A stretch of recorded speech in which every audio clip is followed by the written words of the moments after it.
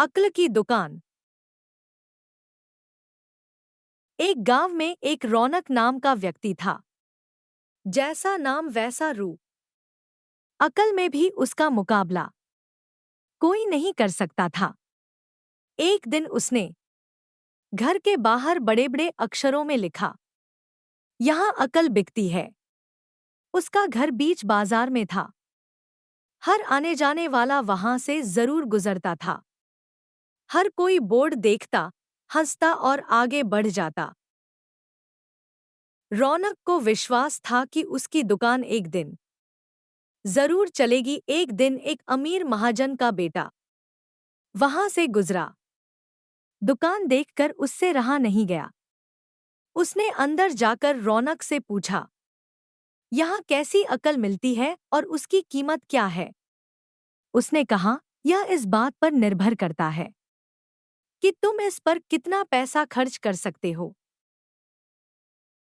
गंपू ने जेब से 1 रुपया निकालकर पूछा, इस रुपए के बदले कौन सी अकल मिलेगी और कितनी? भाई, 1 रुपए की अकल से तुम 1 लाख रुपया बचा सकते हो। गंपू ने 1 रुपया दे दिया।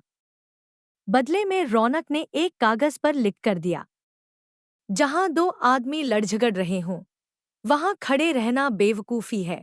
गंपू घर पहुंचा और उसने अपने पिता को कागज दिखाया। कंजूस पिता ने कागज पढ़ा तो वह गुस्से से आग बबूला हो गया। गंपू को कोसते हुए वह पहुंचा अकल की दुकान। कागज की पर्ची रौनक के सामने फेंकते हुए चिल्लाया, वह रुपया लौटा दो जो मेरे बेटे ने तुम्हें दिया था। रौनक ने कहा, ठीक है, लौटा देता हूं, लेकिन शर्त यह है कि तुम्हारा बेटा मेरी सलाह पर कभी अमल नहीं करेगा। कंजूस महाजन के वादा करने पर रौनक ने रुपया वापस कर दिया। उस नगर के राजा की 2 रानियां थीं। एक दिन राजा अपनी रानियों के साथ जौहरी बाजार से गुजरा। दोनों रानियों को हीरो का एक हार पसंद आ गया। दोनों ने सोचा, महल पहुंचकर अपनी दासी को भेजकर हार मंगवा लेंगी।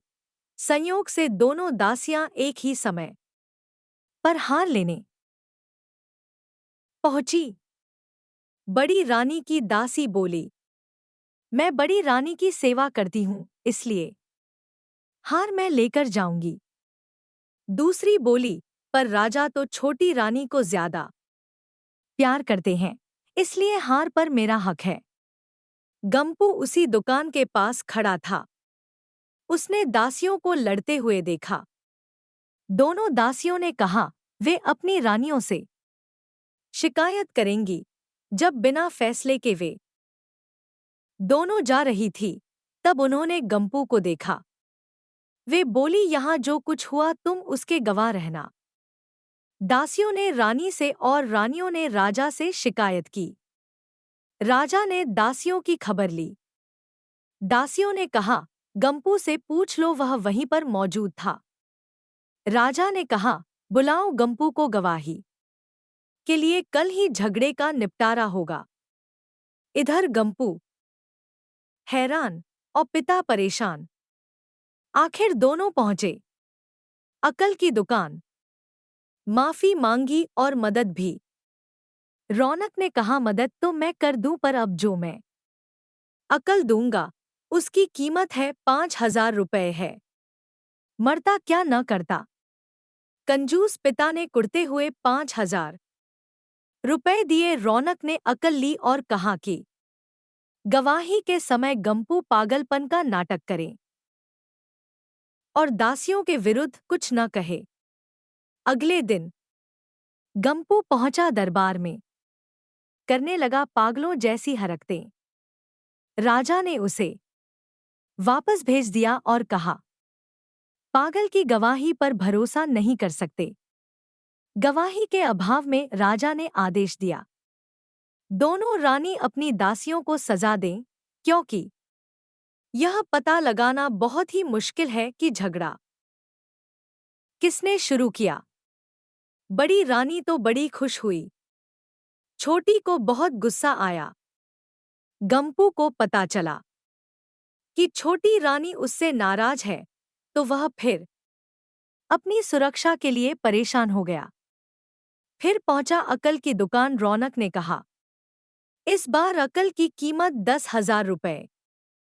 पैसे लेकर रौनक बोला, एक ही रास्ता है, तुम वह हार खरीद कर छोटी रानी को उपहार में दे दो। गंपू सकते में आ गया। बोला, अरे ऐसा कैसे हो सकता है? उसकी कीमत तो 1,00,000 रुपए है।